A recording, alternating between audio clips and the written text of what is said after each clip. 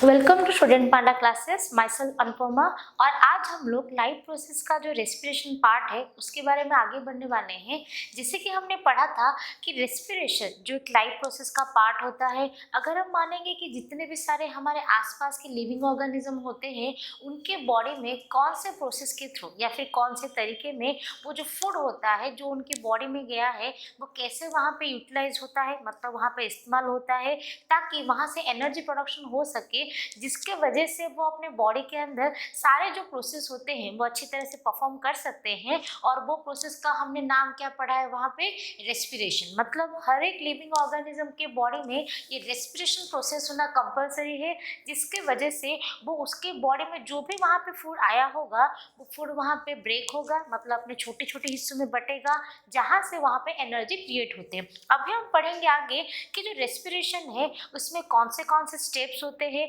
या फिर ऐसे कौन से केमिकल रिएक्शंस होंगे जिसके वजह से वो लिविंग ऑर्गेनिज्म के बॉडी में जब होता है तो वहाँ से लार्ज अमाउंट मतलब बहुत सारे अमाउंट के वहाँ पे एनर्जी प्रोड्यूस होंगे। जैसे कि हमने लास्ट में पढ़ा था कि हर एक रेस्पिरेशन में जनरली 2 स्टेप्स होते हैं, मतलब रेस्पिरेशन प्रोसेस जिसके 2 पार्ट होंगे हमेशा। उसका जो पहला वाला पार्ट होता है जिसको हम बोलते हैं ब्रीथिंग, और जो सेकेंड वाला पार्ट होता है जिसको हम क्या बोलेंगे, सेलुलर रेस्पिरेशन। अभी हमने पहले ही ऑलरेडी पढ़ा है तो ब्रीदिंग का मतलब होता है एक्सचेंज ऑफ गैसेस, मतलब कौन से प्रोसेस के थ्रू बस क्या होगा कि ऑक्सीजन गैस हमारे बॉडी के अंदर आएगा, और जब वो ऑक्सीजन गैस हमारे बॉडी के अंदर वहाँ पे इस्तेमाल होता है, यूज होता है, तो वहाँ से किस तरीके से वो कार्बन डाइऑक्साइड के फॉर्म में निकलता है वो प्रोसेस को हम क्या बोलेंगे, ब्रीदिंग। बट ब्रीदिंग के साथ साथ ये प्रोसेस को हम क्या बोलते हैं, एक्सटर्नल रेस्पिरेशन। एक्सटर्नल रेस्पिरेशन का मतलब क्या है कि जो प्रोसेस में हमारे बस एक्सटर्नल बॉडी पार्ट, मतलब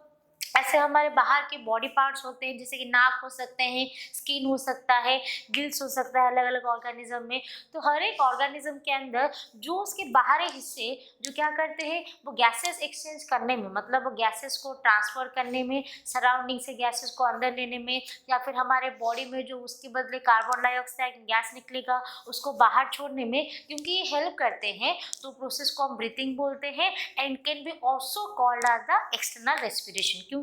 यहाँ पे हमारे बॉडी के जो बाहरी हिस्से होते हैं वहाँ पे हमें हेल्प करता है। अभी हम देखेंगे उसका जो नेक्स्ट पार्ट है जिसको हम क्या बोलते हैं, सेल्यूलर रेस्पिरेशन। अभी मानिए कि ब्रीदिंग से क्या होता है, बस गैसेस हमारे बॉडी के अंदर आ जाएगा, और जैसे हमने पढ़ा था कि जब वो गैसेस हमारे बॉडी के अंदर आ जाते हैं वो हमारे खून की मदद से, मतलब ब्लड की मदद से क्या होता है, हमारे बाकी सारे बॉडी पार्ट में वो स्प्रेड होता है। और जब वो स्प्रेड होता जाएगा तो वहाँ पे हमारे बॉडी में जो सेल होता है, जो हमारे बॉडी का सबसे छोटा वाला यूनिट है जिसके अंदर हमारे बॉडी के सारे प्रोसेस होते रहते हैं, वो सेल पे पहुंचता है। और जब वो सेल पे पहुंचेगा वो सेल के अंदर बहुत सारे केमिकल रिएक्शन होते हैं by using some certain type of chemical और एंजाइम, और वो प्रोसेस को हम बोल सकते हैं कि जब भी खून की मदद से ऑक्सीजन गैस हमारे सेल के पास पहुंचेगा और उसके अंदर जितने भी सारे रिएक्शन होंगे जिसकी वजह से हमारे बॉडी में एनर्जी वहाँ पे प्रोड्यूस होता है, वो प्रोसेस को हम क्या बोलेंगे,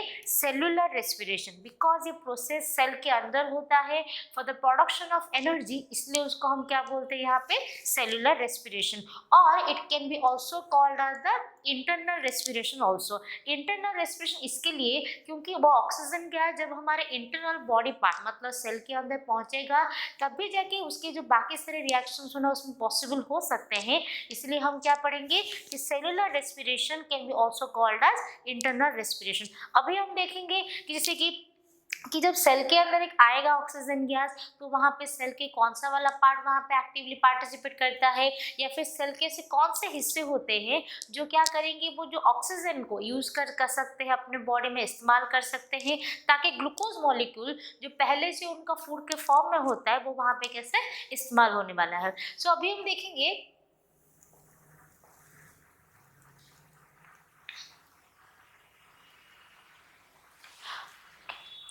तो देखिए यहाँ पे हमने जैसे कि पढ़ा कि जब हमारे सेल के अंदर हमारे ऑक्सीजन गैस यहाँ पे आता है तो वहाँ पे सेल के ऐसे कौन से पार्ट होते हैं जो वो गैसेस को रिसीव करते हैं, देन वो ऑक्सीजन को वहाँ पे वो इस्तेमाल करेंगे ताकि वहाँ पे एनर्जी प्रोड्यूस हो सकता है in the form of ATP. अभी हम यहाँ पे देखिए ये जो का हेडिंग है पहले सेल्यूलर रेस्पिरेशन, क्योंकि ब्रीदिंग के बारे में हमने पहले से ही पढ़ लिया है कि कैसे मतलब जानवर पानी में रहता है या फिर जमीन में रहता है, उनके बॉडी में कौन से ऐसे ऑर्गन या फिर उसकी बॉडी के पार्ट होते हैं जो उसको गैसेस एक्सचेंज करने में हेल्प करेंगे। बट अभी हम बस पढ़ेंगे कि सेल के पास जब वहाँ पे ऑक्सीजन पहुँचता है उसमें क्या क्या इवेंट होता रहता है। जैसे कि इसका नाम है सेल्यूलर रेस्पिरेशन, मतलब जो रेस्पिरेशन का पार्ट सेल के अंदर होता है। सो इसलिए देखिए हमने पहले क्या लिया है, एक सेल का यहाँ पे डायग्राम यहाँ पे मेंशन है, इसको हमने नाम यहाँ पे रखा है सेल। बिकॉज ये जो पूरा प्रोसेस सेल के अंदर होता है इसलिए क्या बोलेंगे हम उसको सेलुलर रेस्पिरेशन। तो ऑब्वियसली ये जो रेस्पिरेशन होगा ये कहाँ से स्टार्ट होगा, एक सेल से। बट आपको पता होगा कि जो सेल होता है उसके अंदर बहुत सारे अलग अलग पार्ट होते हैं, मतलब न्यूक्लियस हो सकता है, माइटोकॉन्ड्रिया हो सकता है, गोल्गी बॉडी हो सकते हैं, एंडोप्लाज्म रेटिकुलम होता है, कितने सारे पार्ट होते हैं। तो ये सारे पार्ट जो सेल के अंदर प्रेजेंट होते हैं उसमें से कौन सा ऐसा पार्ट होता है जो एक्चुअली रेस्पिरेशन प्रोसेस में हेल्प करेगा। तो यहाँ पे अब देखिए लिखा गया है कि बाकी जितने भी सारे पार्ट है उस सब पार्ट में से क्या है, जो पर्टिकुलर सेल ऑर्गेनेल होता है जो सेल के अंदर प्रेजेंट होगा, जिसका नाम हमने क्या लिखा है यहाँ पे, माइटोकॉन्ड्रिया। मतलब इतने सारे सेल ऑर्गेनेल के अंदर बस जो माइटोकॉन्ड्रिया सेल ऑर्गेनेल होता है वही सेल ऑर्गेनेल के अंदर क्या होगा, हमारे बॉडी में रेस्पिरेशन प्रोसेस परफॉर्म होता है, जहाँ पे ऑक्सीजन यूज होगा और वहां से हमें एनर्जी प्रोड्यूस हो सकता है।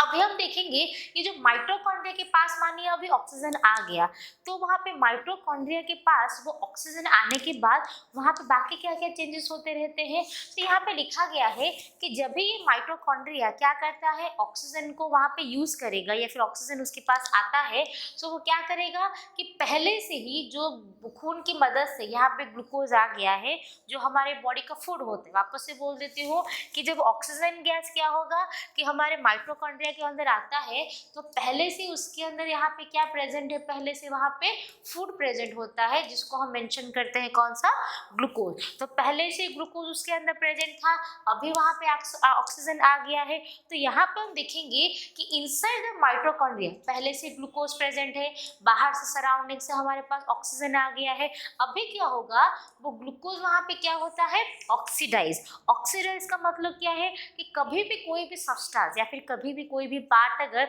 ऑक्सीजन के साथ केमिकल रिएक्शन अगर करता है तो प्रोसेस को हम क्या बोलते हैं, ऑक्सीडाइज। इसलिए यहाँ पे लिखा है कि इनसाइड द माइटोकॉन्ड्रिया, मतलब माइटोकॉन्ड्रिया के अंदर वो जो ग्लूकोज जो हमारा फूड है वो क्या होगा, ऑक्सीजन के प्रेजेंस में रिएक्शन करता है। इसलिए यहाँ पे लिखा है हियर ग्लूकोज इज ऑक्सीडाइज। मतलब ऑक्सीडाइज का मतलब क्या है कि broken down by the oxygen. मतलब जो ग्लूकोज है वो बड़ा सा एक कॉम्प्लेक्स मॉलिक्यूल होता है जो हमारा बॉडी डायरेक्टली यूज नहीं कर सकता, इस्तेमाल नहीं कर सकता है। अभी वो जो बड़ा सा ग्लूकोज मॉलिक्यूल होता है वो ऑक्सीजन के प्रेजेंस में क्या होगा, ब्रेक डाउन होगा। ब्रेक डाउन मतलब जो बड़ा सा कॉम्प्लेक्स मॉलिक्यूल होता है वो छोटे छोटे हिस्सों में बढ़ जाएगा, जिसकी वजह से यहाँ पे क्या क्रिएट होता है, एनर्जी। मतलब कि ग्लूकोज जब भी आएगा ऑक्सीजन के प्रेजेंस में तो ब्रेक होगा और वहाँ पे एनर्जी प्रोड्यूस होगी। और जैसे कि हमने पढ़ा था कि हमारे बॉडी में जब वो फूड यूज होता है ना वो लाइट के फॉर्म में ना हीट के फॉर्म में एनर्जी प्रोड्यूस करेगा, हमारे बॉडी के सारे एनर्जी एक केमिकल फॉर्म में हमेशा प्रोड्यूस होते हैं जिसका नाम हम क्या पढ़ेंगे, एटीपी। और एटीपी का फुल फॉर्म क्या होता है, एडेनोसाइन ट्राइफॉस्फेट। और ये एटीपी के फॉर्म में जब वो एनर्जी यूज होता है, एनर्जी स्टोर होगा, तो बाद में क्या हो सकता है, हमारे बॉडी के अंदर जैसे कि जो भी सारे काम होंगे, अभी जैसे कि हम बात करते हैं, चलते हैं, जितने भी सारे हमारे बॉडी के बाहरी प्रोसेस होते हैं या फिर अंदर जितने भी सारे प्रोसेस होते हैं वो सबको करने के लिए सारे एनर्जी कहाँ से मिलते हैं हमें, वहाँ पे वो एटीपी से मिलता है। अभी हम देखेंगे ये जो पूरा प्रोसेस होता है ये सब कहाँ पे हो रहे हैं, हमने पढ़ा जैसे कि नाम है हमारा सेलुलर रेस्पिरेशन, तो बता सकते हैं कि दिस ऑल प्रोसेस मतलब इतने सारे प्रोसेस कहाँ होते हैं, सेल के अंदर। बट उसके साथ साथ हम देखेंगे ये जो सारे केमिकल प्रोसेस होता है, बिकॉज यहाँ पे सब्सटेंस ब्रेक हो रहे हैं, न्यू सब्सटेंस क्रिएट हो रहे हैं, इसके वजह से हम बोलेंगे it is A type of chemical reaction, जहाँ पे बहुत सारे सब्सटेंस मिलते हैं और वहाँ पे एक न्यू सब्सटेंस वहाँ पे बन जाता है। तो ये सारे प्रोसेस को और एक वर्ड में हम क्या बोलेंगे, उसको biochemical process also. Biochemical process का मतलब क्या है कि जो भी केमिकल प्रोसेस एक लिविंग बॉडी के अंदर या फिर एक लिविंग सेल के अंदर अगर होता है तो क्या बोलेंगे उसको हम, हमारा बायोकेमिकल प्रोसेस। इसलिए यहाँ पे लिखा है कि it is a chemical process that takes place inside the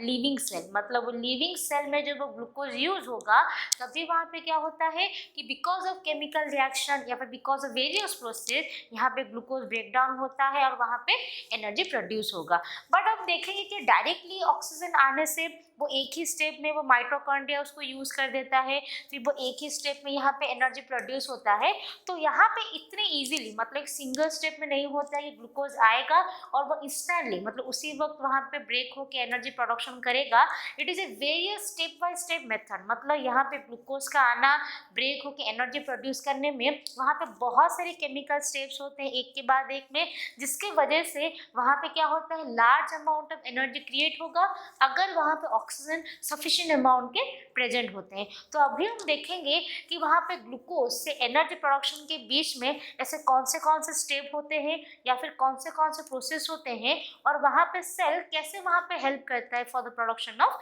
energy. अभी हम देखेंगे जैसे कि यहाँ पे लिखा गया है कि जब मानिए कि हमारे बॉडी में कि ग्लूकोज यहाँ पे अभी आ गया है, तो ग्लूकोज आने के बाद हमने पढ़ा कि वो सेल के अंदर आता है, देन ऑक्सीजन भी क्या होता है हमारे ब्रीदिंग प्रोसेस में ब्लड के हेल्प के थ्रू माइटोकॉन्ड्रिया के पास सेल के पास आ जाता है। तो मानिए कि अभी सेल के पास क्या है ग्लूकोज भी प्रेजेंट है जो उसका फूड है जिसको वो यूज कर सकता है for the production of energy, और उसके साथ साथ ऑक्सीजन भी अभी वहाँ पे प्रेजेंट है जिसको वो यूज करेगा ताकि वो जो ग्लूकोज जो हमारा जो कॉम्प्लेक्स सब्सटेंस से उसको वहाँ पे ब्रेक कर सकता है। तो यहाँ पर भी देखेंगे कि जब वहाँ पे अभी सेल के अंदर वहाँ पे आ जाता है मतलब सेलुलर रेस्पिरेशन वहाँ पे अभी शुरुआत होने वाला है, तो वहाँ पर भी क्या क्या चेंजेस होते हैं यहाँ पे देख सकते हैं। मैंने वहाँ पे एक छोटा सा यहाँ पे डायग्राम हमारा मेंशन है कि वहाँ पे कैसे वो ग्लूकोज का इस्तेमाल होता है या ग्लूकोज वहाँ पे कैसे ब्रेक डाउन होगा। तो पहले यहाँ पे हम बोल सकते हैं कि जो ग्लूकोज होता है मतलब हमारे बॉडी का जो फूड होता है वो ग्लूकोज क्या है, it is A 6 carbon containing compound, मतलब ये जो ग्लूकोज मॉलिक्यूल के अंदर क्या होते हैं ऐसे 6 डिफरेंट कार्बन मॉलिक्यूल प्रेजेंट होते हैं। और उसका जो पहला वाला स्टेप है यहाँ पर हम बोलेंगे ये जो ग्लूकोज क्या होगा यहाँ पे ब्रेक होता है ताकि वो क्या करेगा एक सिंपल कंपाउंड फॉर्मेशन कर सकता है जो कितने कार्बन का होता है जनरली 3 कार्बन का। वापस से बोल देती हूँ, सेलुलर रेस्पिरेशन का मतलब है कि ग्लूकोज जब हमारे बॉडी के पास पहुंचता है और यहाँ पे इन द प्रेजेंस ऑफ ऑक्सीजन अगर जरूरत नहीं होता है in the absence of oxygen also वो वहाँ पे ब्रेक होगा। बट ऐसा नहीं है कि ग्लूकोज डायरेक्टली सिंपल फॉर्म में कन्वर्ट हो जाता है। तो यहाँ पर हम क्या देखेंगे उसके पहले वाले पार्ट में कैसे वो 6 कार्बन मॉलिक्यूल कंटेनिंग ग्लूकोज मतलब 6 कार्बन से बना हुआ ग्लूकोज मॉलिक्यूल कैसे वहाँ पे थोड़ा सा ब्रेक डाउन होके 3 कार्बन कंटेनिंग एक कंपाउंड में कन्वर्ट होने वाला है। जैसे कि यहाँ पे लिखा गया है कि इनसाइड द सेल यहाँ पे जो ग्लूकोज है जो हमारा 6 कार्बन कंपाउंड है वो क्या होता है बहुत सारे केमिकल एंजाइम के थ्रू या फिर by undergoing a chemical method वो क्या होगा एक 3 कार्बन कंपाउंड जिसको हम क्या बोलेंगे पायरुवेट में यहाँ पे कन्वर्ट होता है। और ये जो सारा प्रोसेस है जहाँ पे हम देखेंगे जो ग्लूकोज मॉलिक्यूल था अभी पायरुवेट में कन्वर्ट हुआ, ये प्रोसेस को हम जनरली बोलते हैं ग्लाइकोलिसिस। और ये जो ग्लाइकोलिसिस है ये प्रोसेस कहाँ पे होता है तो आप बोलेंगे सेलुलर रेस्पिरेशन है तो सेल के अंदर होता होगा। बट ऑब्वियसली सेल के अंदर तो होता है बट सेल के अंदर से कौन से पार्ट होते हैं जहाँ पे ये ग्लूकोज यहाँ पे पायरुवेट में कन्वर्ट होगा। सो हम बोलेंगे कि this is the first step of cellular respiration जहाँ पे ग्लूकोज आया देन वहाँ पे क्या होगा वो जो ग्लूकोज मॉलिक्यूल 3 कार्बन कंपाउंड में कन्वर्ट हो गया जो प्रोसेस का हम नाम पढ़ें ग्लाइकोलिसिस, ये कहाँ पे होता है मतलब it takes place in the cytoplasm of the cell, मतलब सेल का जो साइटोप्लाज्म होता है जिसको हम बोलेंगे it is the chemical reactivity centre of the cell, मतलब सेल के अंदर जो लिक्विड पार्ट है जहाँ पे बहुत सारे केमिकल सब्सटेंस होता है, वाटर प्रेजेंट होता है, इवन सारे सेल ऑर्गेनल वहाँ पे प्रेजेंट होते हैं। तो वो वाले पार्ट में क्या होता है हमारा जो 6 कार्बन कंपाउंड प्रेजेंट है वो वहाँ पे ब्रेक होके 3 कार्बन कंपाउंड में वहाँ पे कन्वर्ट होगा। बट ये जो स्टेप होता है एक सेल के अंदर इसके लिए ऑक्सीजन का प्रेजेंट होना नहीं होना एक ही बात होता है। सो हम बोल सकते हैं कि this is a step of cellular respiration, मतलब ये सेलुलर रेस्पिरेशन का एक हिस्सा होता है जहाँ पे ऑक्सीजन होगा या नहीं होगा उससे कुछ अफेक्टेड नहीं होने वाला है। बट हम बोल सकते हैं कि ये स्टेप के लिए क्योंकि ऑक्सीजन नहीं चाहिए होता है, इसलिए यहाँ पे लिखा है कि दिस प्रोसेस इज एनारोबिक, मतलब ये प्रोसेस होने के लिए ऑक्सीजन का रिक्वायरमेंट वहाँ पे है नहीं। तो ऑक्सीजन का होने से नहीं होने से भी यहाँ पे क्या कर सकता है कि साइटोप्लाज्म के अंदर ये जो 6 कार्बन ग्लूकोज कंपाउंड प्रेजेंट है वो वहाँ पे ब्रेक होके 3 कार्बन कंपाउंड पायरुवेट में वहाँ पे इजीली कन्वर्ट होगा। अभी हम देखेंगे ये जो ग्लाइकोलिसिस है, जो सेलुलर रेस्पिरेशन का पहला वाला हिस्सा है जहाँ पे कॉम्प्लेक्स मॉलिक्यूल क्या हुआ, एक सिंपल कंपाउंड मतलब पायरुवेट में कन्वर्ट हो गया। अभी हम देखेंगे ये पायरुवेट बाद में कैसे सेल में यूज हो सकता है ताकि वहाँ पे एनर्जी प्रोडक्शन होगा।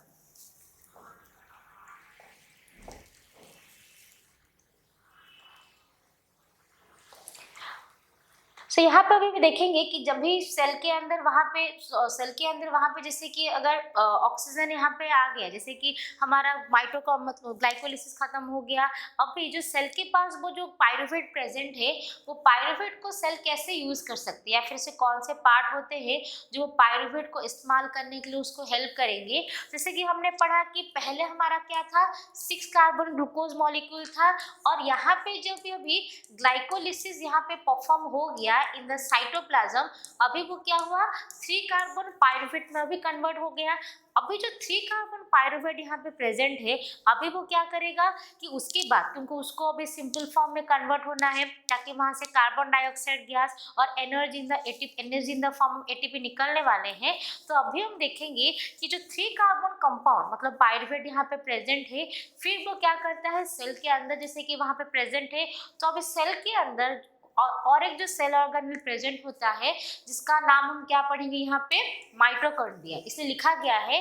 कि now the pyruvate enters the mitochondria because ये जो ग्लाइकोलिसिस साइटोप्लाज्म में हुआ था जहाँ पे ग्लूकोज पायरुवेट में कन्वर्ट हो गया, अभी ये जो पायरुवेट है 3 कार्बन मॉलिक्यूल ये कहाँ किसके अंदर जाएगा, यहाँ पे माइटोकॉन्ड्रिया के अंदर जाएगा और यही माइटोकॉन्ड्रिया के अंदर इन द प्रेजेंस ऑफ ऑक्सीजन, मतलब ये स्टेप के लिए आपको ऑक्सीजन की जरूरत नहीं है, मतलब ये कहाँ पे होता है in the absence of oxygen. But अभी जो यहाँ पे पायरुवेट प्रेजेंट है वो क्या करता है, जो माइटोकॉन्ड्रिया के अंदर जाएगा वहाँ पे ऑक्सीजन आपको जैसे भी चाहिए और ऑक्सीजन के प्रेजेंस में क्या होगा, ये माइटोकॉन्ड्रिया में ये जो पायरुवेट होता है ये यहाँ पे ब्रेक डाउन होकर क्या निकलेगा आपका एनर्जी और उसके साथ साथ कार्बन डाइऑक्साइड गैस भी यहाँ पे रिलीज होता है। इसलिए लिखा गया है कि here pyruvate is broken down in the presence of oxygen to release energy in the form of ATP. तो ये जो सेकेंड स्टेप है जहाँ पे हम देखेंगे ये जो कार्बन मॉलिक्यूल है 3 कार्बन मॉलिक्यूल पायरुवेट जो होता है माइटोकॉन्ड्रिया के अंदर जाके ब्रेक डाउन होता है in the presence of oxygen, जिसकी वजह से यहाँ पे एनर्जी और यहाँ पे ऑक्सीजन कार्बन डाइऑक्साइड गैस यहाँ पे निकलेंगे। वो प्रोसेस को हम क्या बोलते हैं, is called the Krebs cycle. मतलब पहला वाला स्टेप है जहाँ पे वो कार्बन कंपाउंड ब्रेक के पायरुवेट बना जिसको बोलेंगे हम ग्लाइकोलिसिस, और जो सेकेंड स्टेप है जहाँ पे जो 3 कार्बन कंपाउंड होता है जब वो माइटोकॉन्ड्रिया के अंदर जाएगा और ऑक्सीजन के प्रेजेंस में वहाँ पे ब्रेक होके वो वहाँ से कार्बन डाइऑक्साइड एनर्जी रिलीज करते हैं इन द फॉर्म ऑफ एटीपी, वो प्रोसेस को हम क्या बोलेंगे, क्रेब्स साइकिल। मतलब जो सेलुलर रेस्पिरेशन होगा जहाँ पे स्टार्टिंग में हमें क्या मिला था 6 कार्बन ग्लूकोज कंपाउंड और वो यहाँ पे 2 स्टेप के बाद मतलब ग्लाइकोलिसिस के बाद और क्रेब्स साइकिल के बाद जब energy in the form of ATP निकलता है और उसके साथ साथ कार्बन डाइऑक्साइड मॉलिक्यूल फॉर्मेशन करेगा, ये पूरे प्रोसेस को हम क्या बोलेंगे, सेलुलर रेस्पिरेशन, जिसके वजह से ग्लूकोज जो हमारे बॉडी में आता है वो प्रॉपरली यूज होगा ताकि हमारा बॉडी वहाँ पे proper amount of energy formation करता है एटीपी के फॉर्म में, जो हमारा बॉडी अपने बॉडी के बाकी सारे प्रोसेस को परफॉर्म करने के लिए वहाँ पे हेल्प कर सकता है। अभी हम आगे देखेंगे कि माने अभी कि हमारे बॉडी में अगर ऑक्सीजन प्रेजेंट है तो वहाँ पे क्या होता है, ग्लूकोज वहाँ पे ब्रेक डाउन होगा, पायरुवेट में कन्वर्ट होगा, पायरुवेट में बाद में क्रेब्स साइकिल होकर एनर्जी प्रोडक्शन करेगा। बट ऐसा नहीं होता कि हमारे बॉडी में हमेशा सफिशिएंट अमाउंट, मतलब जितना हमारे बॉडी को ज़रूरत होता है उतने अमाउंट के ऑक्सीजन हर वक्त वहाँ पे प्रेजेंट होंगे या फिर नहीं भी हो सकते किसी केसेस में। तो अभी हम देखेंगे कि अगर मानिए कभी भी कोई भी मौके पर अगर हमारे बॉडी में ऑक्सीजन अभी प्रेजेंट नहीं है या फिर जितना हमारे बॉडी को ऑक्सीजन चाहिए होता है वो केमिकल रिएक्शन को परफॉर्म करने के लिए उतना ऑक्सीजन अभी बॉडी में अवेलेबल नहीं है, तो वो केस में हमारा बॉडी वो ग्लूकोज को कैसे यूज कर सकता है और वहाँ पे एनर्जी कैसे प्रोडक्शन होगा। तो यहाँ पे लिखा गया है कि हाउ वो during exercise in human muscle cell respire in the lack of oxygen. मानिए हम सीवियर एक्सरसाइज कर रहे हैं, बहुत ज़्यादा दौड़ रहे हैं, भाग रहे हैं या फिर ऐसे एक जगह पे प्रेजेंट है कि जहाँ पे जितना ऑक्सीजन हमारे बॉडी में प्रेजेंट होना चाहिए उतना वहाँ पे प्रेजेंट अभी है नहीं। तो वहाँ पे क्या करेगा कि जो हमारे मसल सेल्स होते हैं मेनली वो क्या करते हैं, माने हेवी एक्सरसाइज कर रहे हैं तो उस टाइम पे हमारे जो बॉडी के जो मसल्स होते हैं वो बहुत ही ज़्यादा एक्टिव होते हैं क्योंकि उनको ज़्यादा एनर्जी चाहिए, उनको भागना है, दौड़ना है, तो वो केस में मसल्स हमारे सबसे ज़्यादा हेल्प करते हैं। तो मानिए अगर ऑक्सीजन वहाँ पे प्रेजेंट नहीं है तो मान ग्लूकोज प्रेजेंट तो होगा बट वहाँ पे एनर्जी प्रोडक्शन हो नहीं सकता। तो वो केस में क्या होगा कि हमारे मसल सेल के पास वहाँ पे ग्लूकोज तो है बट वहाँ पे ऑक्सीजन प्रेजेंट नहीं है जहाँ से एनर्जी प्रोडक्शन हो सकता है। तो वो केस में क्या होता है कि मसल सेल में जो पायरुवेट अभी कन्वर्ट हो गया है वो क्या होगा, वहाँ पे ऑक्सीजन के एब्सेंट में भी, मतलब ऑक्सीजन की बिना मौजूदगी में भी क्या होगा, वहाँ से ब्रेक डाउन होगा जहाँ से क्या फॉर्मेशन होता है, लैक्टिक एसिड। मैं वहाँ पे सिंपल तरीके से लिख देती हूँ। जब एक 6 कार्बन कंपाउंड है हमारे बॉडी में और वो क्या होता है, ग्लाइकोलिसिस जब वहाँ पे परफॉर्म करेगा साइटोप्लाज्म के अंदर तो वहाँ पे क्या होता है 3 कार्बन कंपाउंड मतलब पायरुवेट में यहाँ पे कन्वर्ट हो जाएगा। बट हमने पढ़ा है कि जो ग्लाइकोलिसिस के बाद वाला जो स्टेप है उसमें हमेशा ऑक्सीजन का प्रेजेंस रिक्वायर्ड होता है। बट अगर हमारे बॉडी में कोई भी केसेस में अगर ऑक्सीजन प्रेजेंट अगर नहीं होता है तो वो क्या करेगा, ये जो 3 carbon compound in the absence of oxygen, मतलब ऑक्सीजन के एब्सेंस में ही क्या करेगा, यहाँ पे ह्यूमन मसल सेल्स के अंदर इसमें कन्वर्ट हो जाएगा वो लैक्टिक एसिड में। और वही लैक्टिक एसिड जब हमारे मसल्स में यहाँ पे जमा हो जाते हैं जिसके वजह से वहाँ पे क्या होता है कि मसल्स क्रैम्प होते हैं। मसल क्रैम्प का मतलब कभी आपको पता होगा कि जब हम एक्सरसाइज करते हैं या फिर दौड़ते हैं तो वहाँ पे क्या होते हैं, हमारे जो मसल्स होते हैं वो थोड़ा ज़्यादा ही स्ट्रेच हो जाते हैं, मतलब जैसे कि उसके जो स्ट्रेचिंग के वजह से कहीं कहीं पे हम मसल्स में जैसे कि अकड़ जाता है और हमें चलने फिरने में वहाँ पे प्रॉब्लम होता है तो उसको हम बोलते हैं जो वहाँ पे स्प्रेन हो गया या फिर वहाँ पे जैसे अकड़ गया जिसकी वजह से हमें मसल्स में पेन होता है। तो उसका एक रीज़न ये भी होता है कि हमारे बॉडी को जिस केस में ज़्यादा ऑक्सीजन चाहिए और हमारा बॉडी उसको ऑक्सीजन अगर प्रोवाइड नहीं कर पा रहा है तो वो केस में क्या होगा, जो पायरुवेट मॉलिक्यूल हमारे बॉडी में प्रेजेंट होता है वो क्या होता होगा कि ऑक्सीजन के एब्सेंस में ही किस में कन्वर्ट होगा कि पायरुवेट मॉलिक्यूल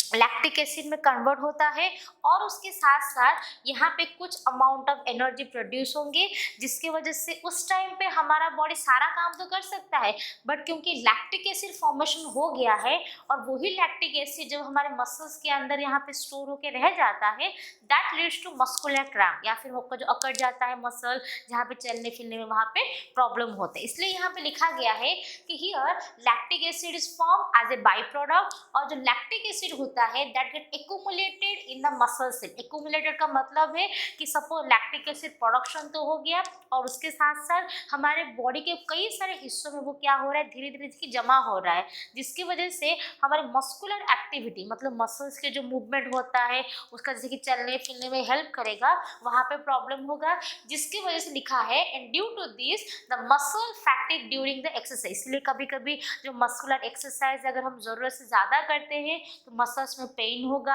या फिर वहाँ पे स्ट्रेन हो सकता है, रेडनेस हो सकता है, हमें वहाँ पे बॉडी मूवमेंट करने में प्रॉब्लम होता है। तो ये सब कब होगा, जब हमारे बॉडी में मसल्स के पास एनफ ऑक्सीजन वहाँ पे नहीं आते। और इसके साथ साथ हम बोल सकते हैं बिकॉज ये प्रोसेस में ऑक्सीजन का यूज नहीं होता, हमारा बॉडी ऑक्सीजन के एब्सेंस में ही ग्लूकोज को ब्रेक डाउन करता है for the production of lactic acid. इसीलिए प्रोसेस को और एक बार में हम क्या बोल सकते हैं, it is also called the lactic acid fermentation भी उसको यहाँ पे बोलते हैं ये प्रोसेस को, क्योंकि यहाँ पे ग्लूकोज ऑक्सीजन के एब्सेंस में ब्रेक होता है ताकि यहाँ पे लैक्टिक एसिड फॉर्मेशन होगा। अभी हम आगे देखेंगे कि जो लैक्टिक एसिड फॉर्मेशन अभी हो गया है उसके बाद हमारा बॉडी इसको कैसे यूज कर सकता है, या फिर यहाँ पे कैसे ऑक्सीजन के एब्सेंस में बाकी हमारे बॉडी में या वो कौन से स्टेप में या फिर कौन से पार्ट में कैसे कन्वर्ट होगा। तो यहाँ पे लिखा गया है कि organism like east respire in the complete absence of oxygen. मतलब ऐसा नहीं है कि ह्यूमन मसल सेल में ऑक्सीजन के बिना यहाँ पे ग्लूकोज ब्रेकडाउन होता है, लैक्टिक एसिड फॉर्मेशन होगा। उसके साथ साथ और एक यूनिसेलुलर ऑर्गेनिज्म होता है, मतलब एक सिंगल सेल ऑर्गेनिज्म प्रेजेंट होता है जिसको हम बोलेंगे ईस्ट, जो क्या कर सकते हैं ऑक्सीजन के बिना वहाँ पे होगा तभी वो क्या करेगा ग्लूकोज को या फिर पायरुवेट को अपने प्रोडक्ट में इजीली फॉर्मेशन कर देगा। तो इसलिए लिखा गया है so in the case of yeast pyruvate is broken down in the absence of oxygen to release energy. मतलब जैसे कि मसल सेल में वहाँ पे पायरुवेट ब्रेक हो गया ताकि वहाँ पे लैक्टिक एसिड के साथ साथ एनर्जी प्रोडक्शन हो सकता है जो हमारे बॉडी को इमरजेंसी केस में वहाँ पे एनर्जी प्रोवाइड भी करेगा। बट वहाँ पे हो सकता है अगर वही लैक्टिक एसिड अगर ज़्यादा प्रोडक्शन हो गया तो वहाँ पे मस्कुलर स्ट्रेन हो सकता है। वैसे ही जो ईस्ट एक यूनिसेलुलर ऑर्गेनिज्म होता है उसके बॉडी में भी क्या होगा कि ऑक्सीजन के एब्सेंस में वो पायरुवेट को ब्रेक करेगा और वहाँ पे अपना एनर्जी प्रोड्यूस भी करता है। और इसी एनर्जी प्रोडक्शन की बेसिस पे हम बोल सकते हैं कि यहाँ पे 6 कार्बन कंपाउंड ग्लूकोज जो था जो हमारे ऑक्सीजन के एब्सेंस में क्या हुआ 3 कार्बन पायरुवेट में कन्वर्ट हो गया। और ये स्टेप आपका कोई भी रेस्पिरेशन में कॉमन ही है कि यहाँ पे ग्लूकोज मॉलिक्यूल था जो यहाँ पे 3 कार्बन पायरुवेट में कन्वर्ट हो गया बाय मेथड कॉल क्या हम पढ़े उसको ग्लाइकोलिसिस, जो कहाँ पे होता है in the cytoplasm of the cell. ये टाइप का प्रोसेस ये स्टेप जो होता है ग्लाइकोलिसिस वो यहाँ आपका ऑक्सीजन प्रेजेंट हो या एब्सेंट हो दोनों स्टेप में कॉमन है। बट अगर देखेंगे यहाँ पे पायरुवेट तो कन्वर्ट हो गया बट ये तो मसल सेल नहीं है। यहाँ पर हम बात कर रहे हैं कि ईस्ट कैसे ग्लूकोज को यूज कर सकता है। तो यहाँ पे क्या होगा ये जो पायरुवेट मॉलिक्यूल प्रेजेंट है हमारे बॉडी में या फिर बोल सकते ईस्ट के बॉडी में जहाँ पे क्या है ऑक्सीजन तो प्रेजेंट नहीं है, मतलब डायरेक्टली ग्लूकोज तो ब्रेक डाउन नहीं होने वाला है। अभी जो 3 कार्बन मॉलिक्यूल पायरुवेट प्रेजेंट है ये क्या होगा कि ईस्ट के प्रेजेंस में, बिकॉज यहाँ पे हम ईस्ट का एग्जाम्पल ले रहे हैं, तो ईस्ट के प्रेजेंस में ये जो पायरुवेट मॉलिक्यूल था यहाँ पे ब्रेक डाउन होता है ताकि यहाँ पे क्या फॉर्मेशन करेगा वो इथानॉल, और इथानॉल के साथ साथ यहाँ पे क्या करता है वो 2 ATP मॉलिक्यूल यहाँ पे फॉर्मेशन करेगा। मतलब हम बोल सकते हैं here in the presence of east जो 3 कार्बन मॉलिक्यूल का पायरुवेट कंपाउंड था वो ब्रेक होगा और यहाँ पे वो इथानॉल के साथ साथ 2 ATP फॉर्मेशन करता है। इथानॉल मतलब जो हमारा अल्कोहल होता है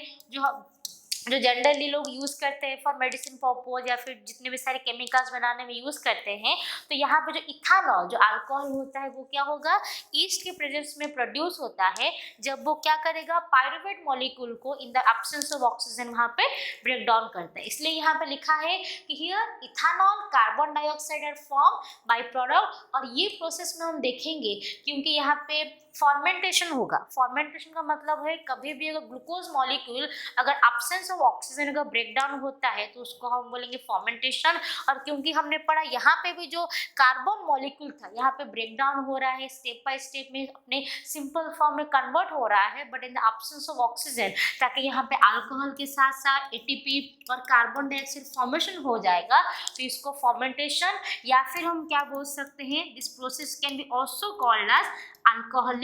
फॉर्मेंटेशन, जो नॉर्मली इंडस्ट्री में यूज़ करते हैं ताकि वो large amount of alcohol production कर सके ताकि वो जो उनकी इकोनॉमिकल बेनिफिट या फिर फाइनेंशियल बेनिफिट के लिए उसको इस्तेमाल कर सकते हैं। अभी हम आगे देखेंगे